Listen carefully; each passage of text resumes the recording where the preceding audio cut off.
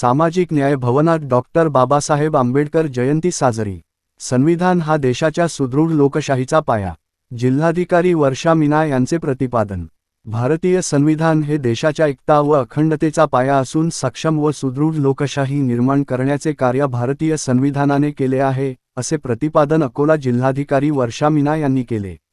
सामाजिक न्याय व विशेष सहाय्य विभागाच्या वतीने 8 ते एप्रिल 14 दरम्यान आयोजित भारतरत्न डॉक्टर बाबासाहेब आंबेडकर यांच्या जयंतीनिमित्त सामाजिक समता सप्ताह कार्यक्रमात त्या बोलत होत्या। समाजकल्याण सहाय्यक आयुक्त मारुती वाठ, जिल्हा जात पडताळणी उपायुक्त अमोल यावलीकर, व्याख्यात्या राजेश्वरी सोळंके यांच्यासह सामाजिक न्याय विभाग पुरस्कार प्राप्त पुरस्कारार्थी आदी उपस्थित होते। श्रीमती मीना म्हणाल्या की भारतरत्न डॉक्टर बाबासाहेब आंबेडकर यांचे कार्य अद्वितीय आहे।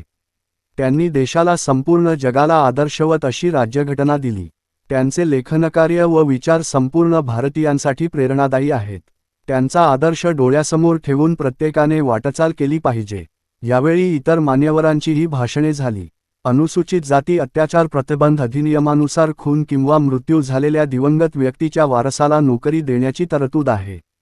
त्यानुसार पात्र व्यक्तींना नियुक्तीपत्र जिल्हाधिकाऱ्यांच्या हस्ते देण्यात आले। विविध पुरस्कारांचे वितरणही यावेळी झाले। कार्यक्रमाला अधिकारी, कर्मचारी, मान्यवर व नागरिक मोठ्या संख्येने उपस्थित होते।